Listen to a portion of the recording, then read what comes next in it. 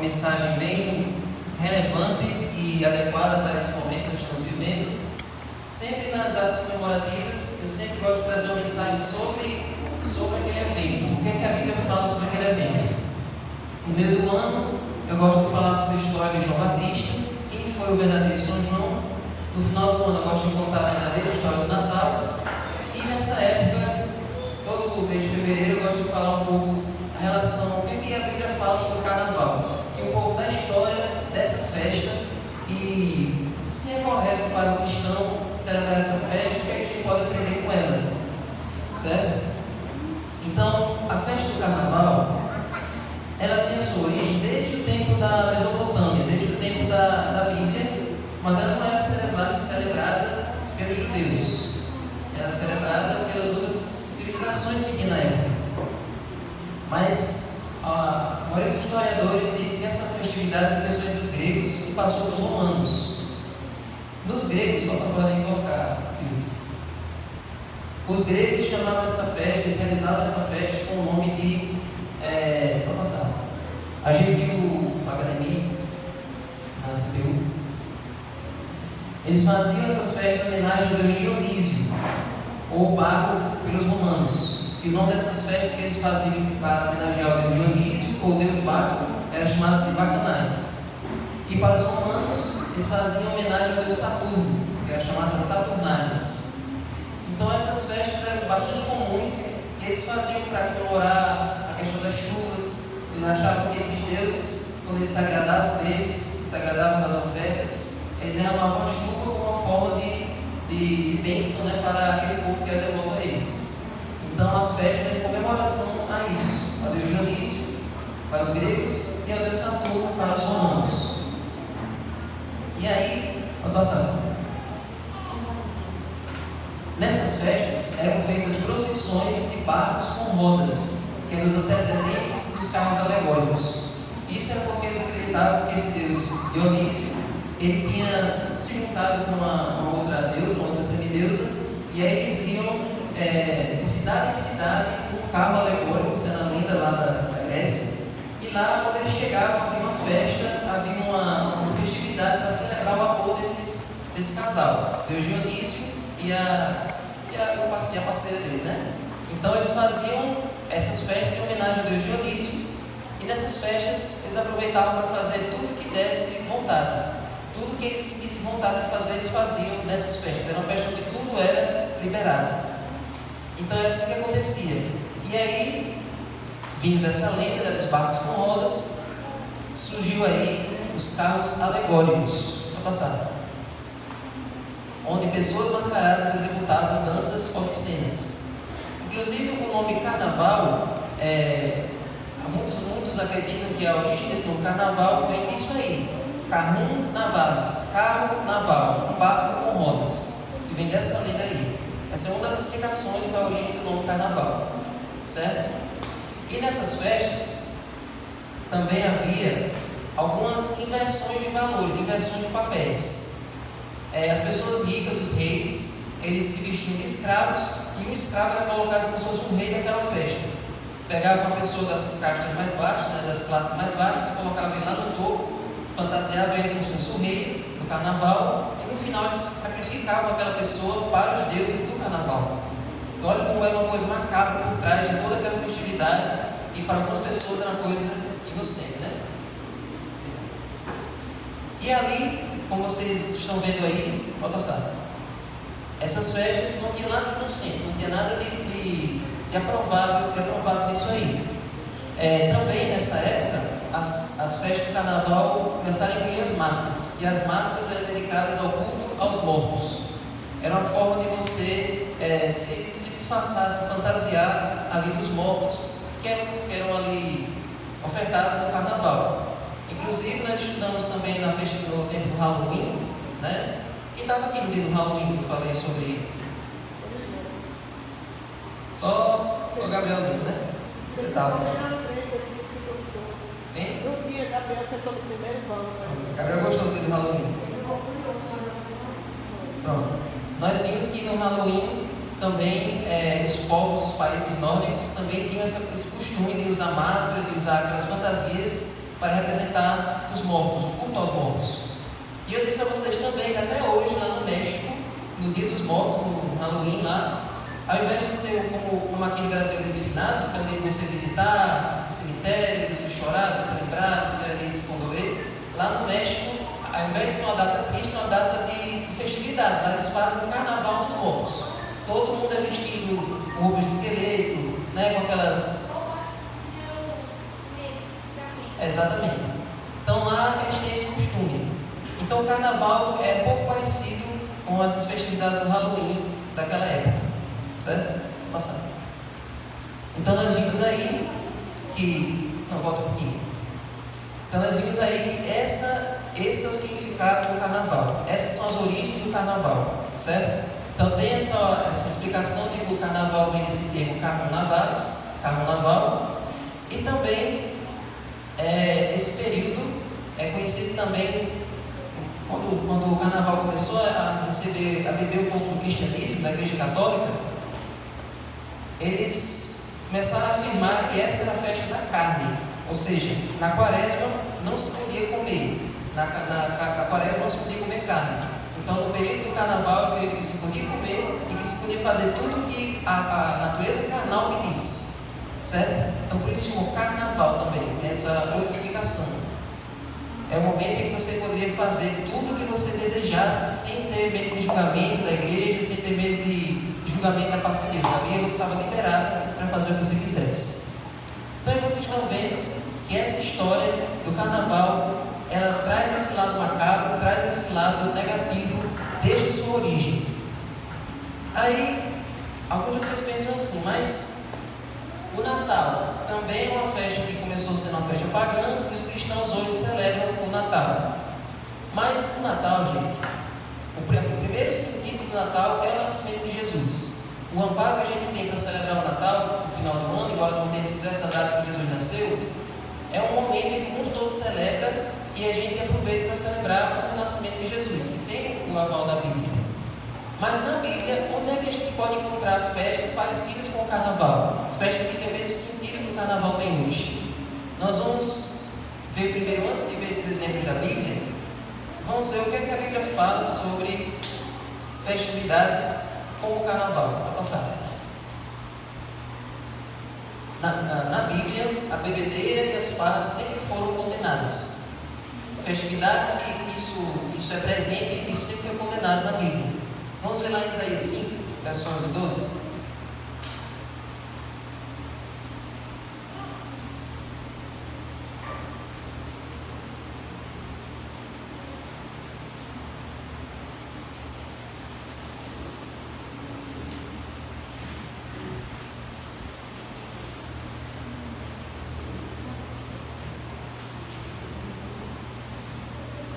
Diz assim: ai dos que se levantam pela manhã, para logo se embriagarem, e continuam até alta noite, até que o vinho os esquente.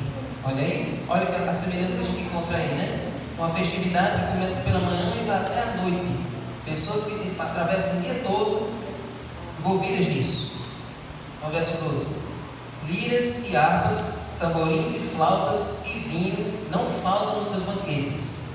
Porém, não consideram os feitos do Senhor e nem olham para as obras das suas mãos. Então, uma vez Salomão disse que ele preferia estar na casa de luto do que numa festa. Porque numa festa, numa celebração, as pessoas não param para refletir em Deus, não param para refletir no que estão fazendo, e lá não tem um senso. As pessoas estão lá fazendo apenas o que querem, e lá elas não param para refletir, não param para meditar. E numa casa de luto, no momento de velório, as pessoas param para pensar na vida, param para refletir o que elas estão fazendo, pensam, essa pessoa partiu tão cedo, eu posso partir em qualquer momento também. Então, uma vez Salomão disse que era melhor estar numa casa de lamentação do que numa casa de festividade.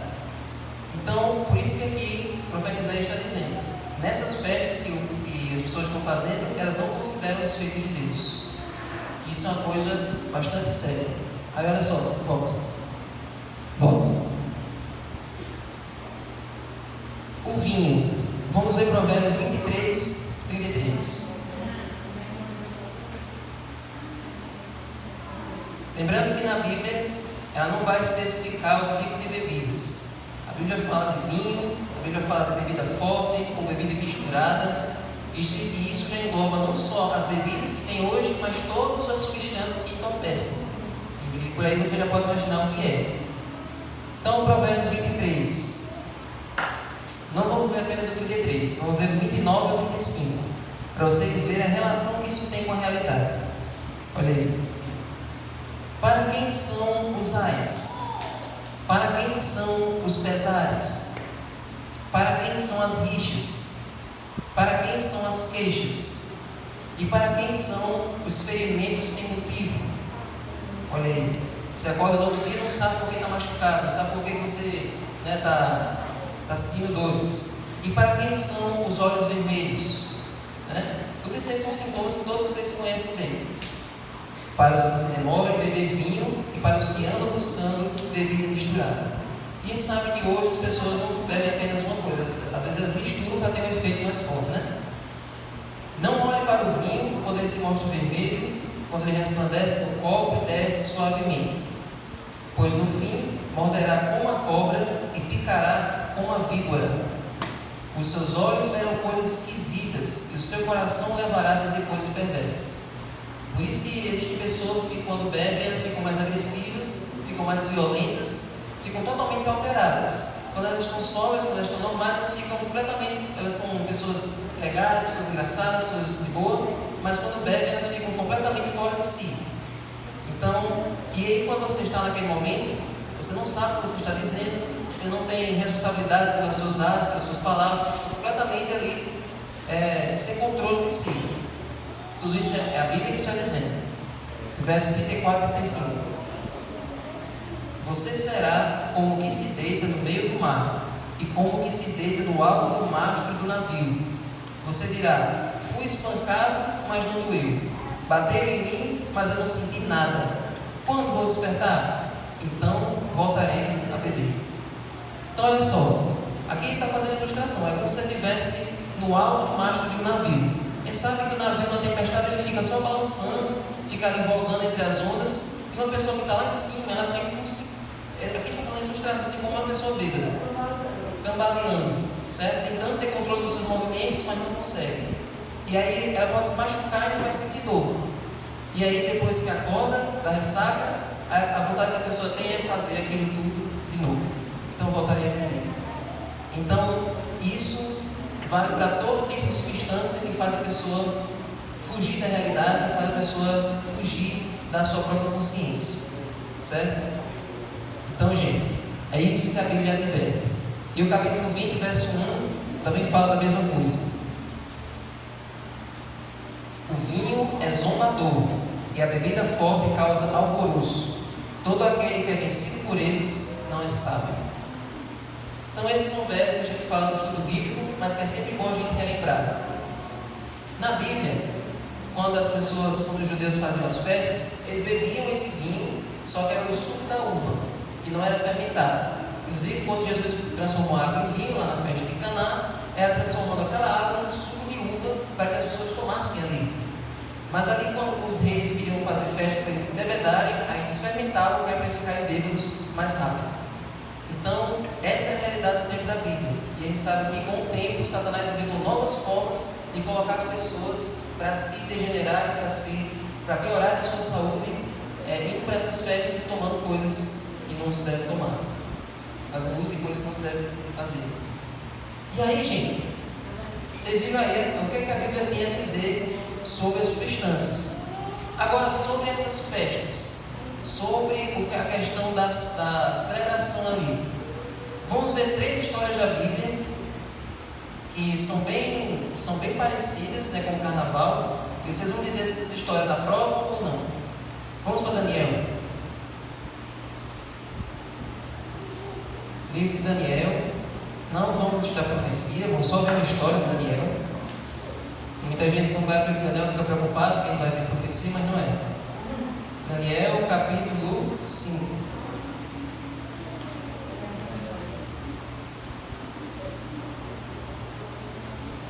Sem detalhe, a gente começou a mensagem, então fez uma oração, né? Do louvor e foi para a mensagem.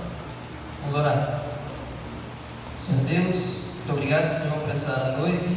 Obrigado por cada um aqui, Senhor, que veio, mesmo debaixo de chuva, mas porque quer aprender a Tua palavra, quer estar na Tua presença. O mundo, ele vai para onde Satanás quer que ele vá, mas nós vamos para onde o Senhor quer que a gente vá. Amém. Então agora pedimos a Tua iluminação, pedimos o Teu Espírito, para nós vermos, estudarmos a Tua palavra, em nome de Jesus. Amém.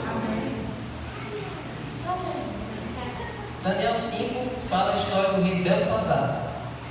Belsazar era o neto de Nabucodonosor, aquele rei que levou Daniel para a Babilônia. Belsazar era um rei jovem inconsequente. Ele não tinha sabedoria para tomar as decisões dele. E aí o que foi que ele fez? Daniel 5, verso 1. Pode passar aqui. O rei Belsazar deu um grande banquete a 1000 homens importantes do seu reino e bebeu vinho na presença deles. Está vendo aí? Já começou errado. E aí, conforme ele bebia, ele foi perdendo completamente a razão. E começou a fazer uma coisa que não era para ele ter feito de jeito nenhum. Olha aí, verso 2. Enquanto Belsazar bebia e apreciava o vinho, mandou trazer os utensílios de ouro e de prata que Nabucodonosor, seu pai, havia tirado do templo de Jerusalém, para que ele, os homens importantes do reino, e as mulheres e as concubinas do rei, os usassem para beber vinho. Por que isso aqui que Belsazar fez é uma coisa grave? Nabucodonosor, quando ele invadiu Jerusalém, ele levou tudo que tinha de santo lá no templo. Todos aqueles objetos que tinha no santuário, todos aqueles objetos de ouro que tinham sido consagrados a Deus, ele levou tudo com ele. Só que Nabucodonosor, ele tinha um senso do que era respeitável, ele tinha um respeito pelas coisas sagradas. Todos os reis, quando eles conquistavam outro país e levavam as coisas daquele Deus, daquele país, eles colocavam num lugar especial para eles não mexerem. Por que eles faziam isso? Porque eles tinham medo de mexer com o Deus do inimigo e acabar com aquele Deus inimigo se voltasse contra eles, fizesse vingança. Então Nabucodonosor pegou tudo que tinha no santuário de Deus e colocou num lugar especial e não mexeu naquilo. Respeitou a santidade daqueles objetos e deixou ali guardado. Só que Belsazar não tinha senso, não tinha noção de nada, e principalmente quando ele estava bêbado, ele foi e disse o seguinte: eu quero que você traga todos os utensílios que eram usados no santuário lá de Israel e traga para a gente beber naqueles copos, naquelas taças lá do templo de Jerusalém. Os objetos que eram consagrados a Deus, Belsazar usou na farra dele. E isso foi a gota d'água da misericórdia de Deus para com ele. Naquela noite, se vocês tornarem a ler o capítulo 5, Belsazar foi derrotado. Vieram os inimigos dele, vieram os persas e acabaram com a Babilônia, acabaram com aquela festa, morreu todo mundo naquela noite, inclusive ele. Então você vê aí que ele colheu uma consequência terrível, uma consequência desastrosa por causa dele ter cedido a esse tipo de festividade, principalmente a bebida, certo? E aí tem mais outras duas histórias. Vamos ver essa história aqui da Rainha Vasti. Depois a gente termina em João Batista. Vamos aí para a Rainha Vasti, que é lá no livro de Esther. Essa é uma história que vocês devem ouvir, não com muita frequência, mas que ela é um pouco pesada também.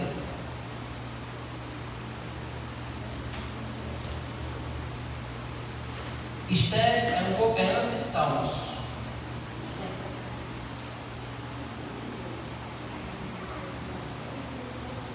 Esther 1. Esther capítulo 1.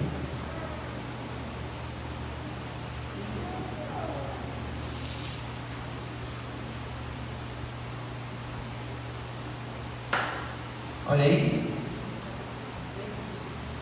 Esther capítulo 1. Vamos ver aí o verso 1.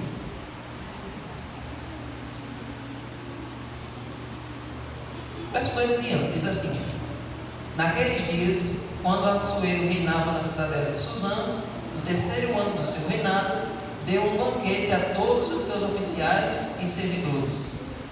O exército da Pérsia e da Média, bem como os nobres governadores das províncias estavam presentes.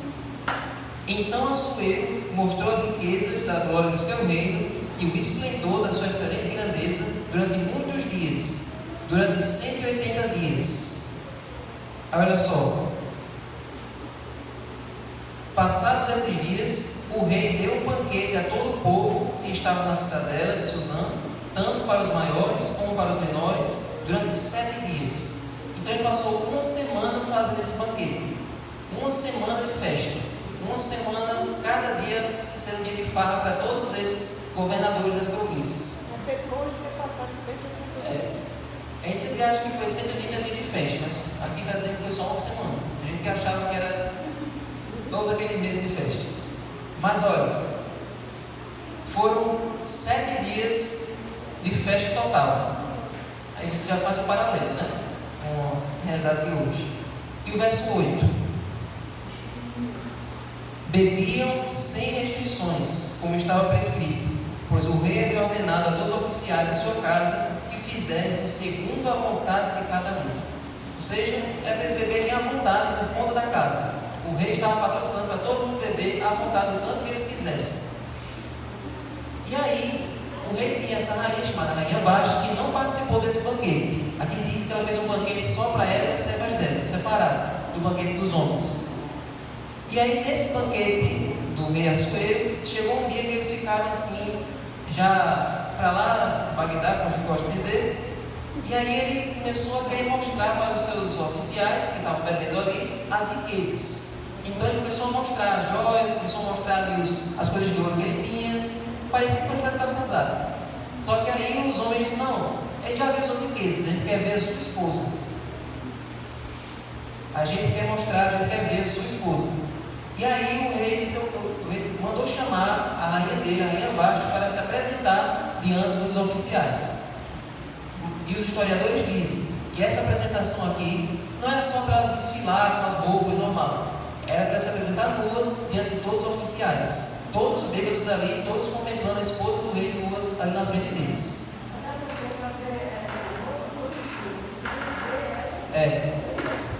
Então olha o traje, né? Olha a afronta que o rei Assuero estava para fazer ali.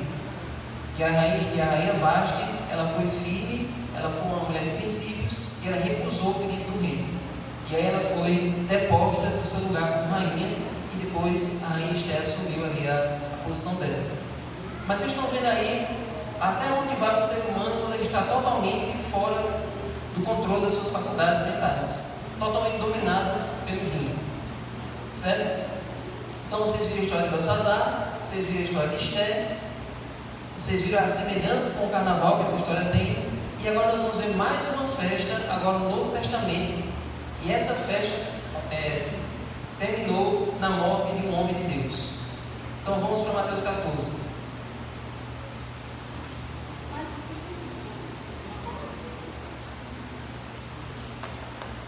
Mateus 14. Inclusive, essa história que a gente vai ler aqui é uma das poucas histórias na Bíblia, se não a única, que fala de um aniversário. Na Bíblia não conta, é a única história na Bíblia que fala de um aniversário. E é um aniversário trágico.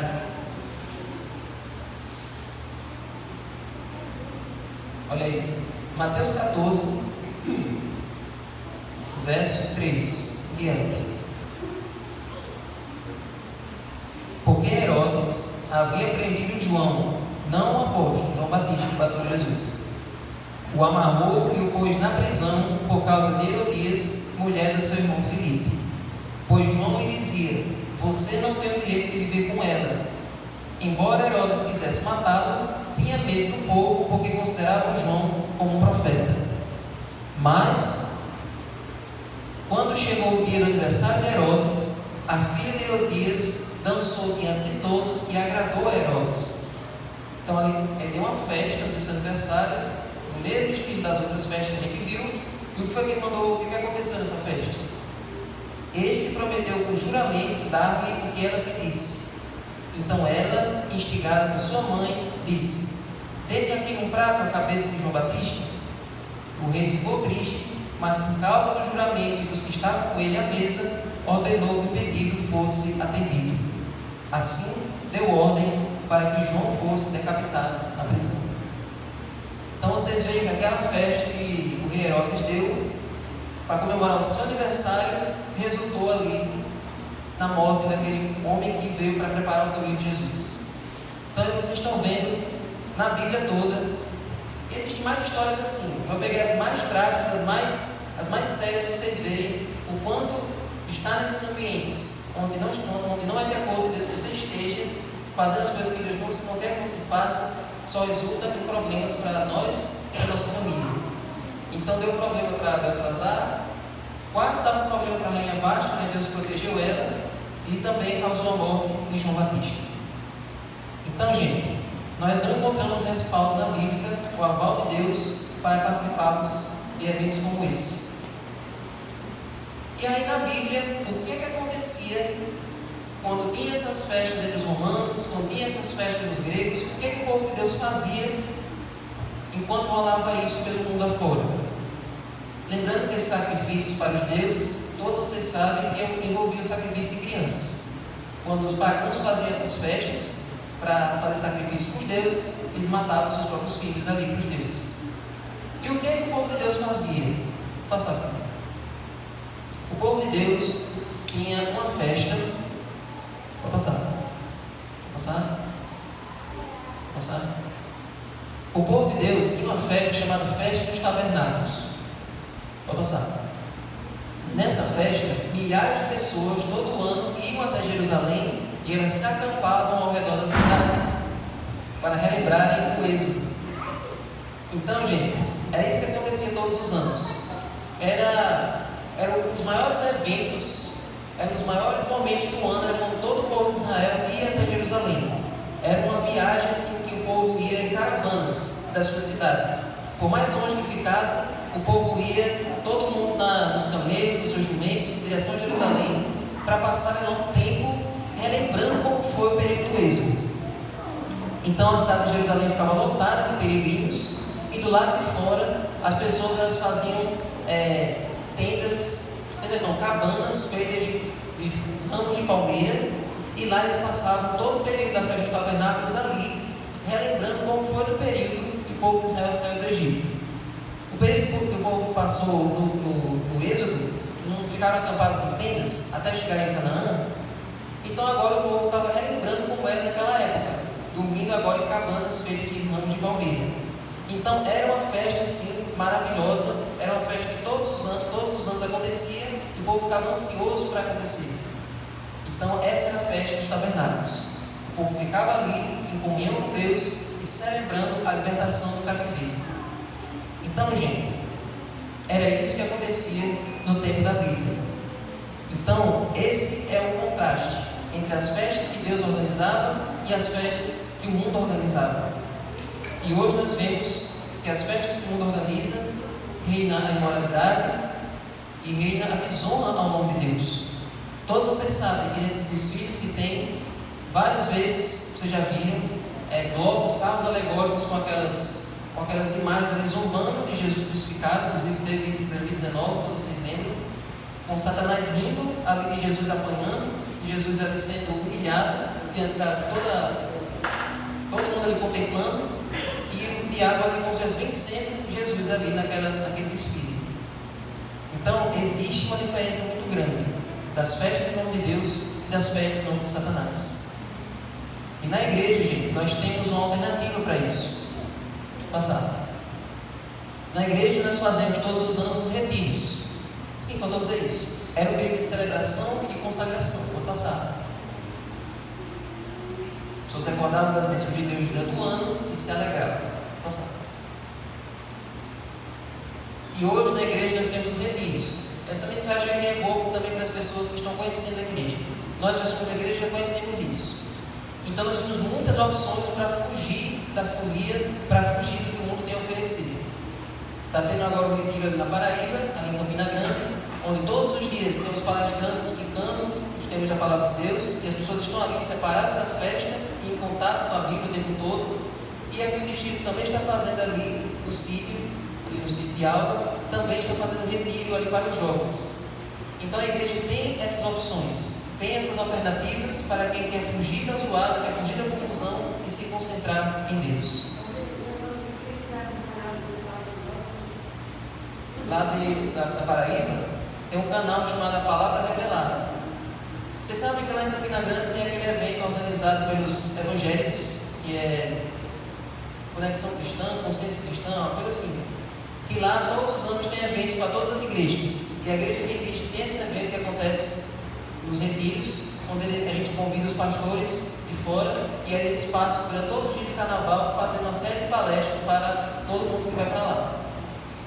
Mas aqui nós não organizamos nenhum retiro, mas em casa nós podemos ficar e organizar alguma programação onde a gente não fique em contato com as coisas do mundo e não fique em contato com essas festividades que não agradam a Deus. Então, gente, o desejo de Deus é que a gente esteja onde Ele esteja.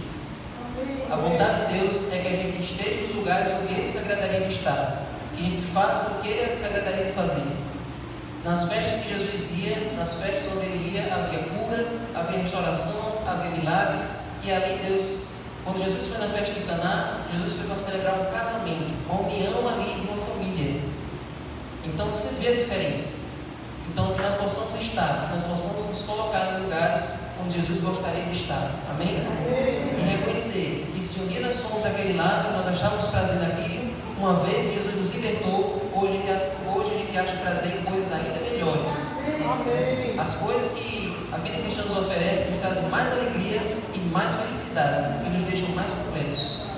Então que essa mensagem possa estar no nosso coração e que você hoje possa declarar que você não é mais desse mundo e que você é de Jesus. Vamos ficar de pé? E vamos louvar a Deus.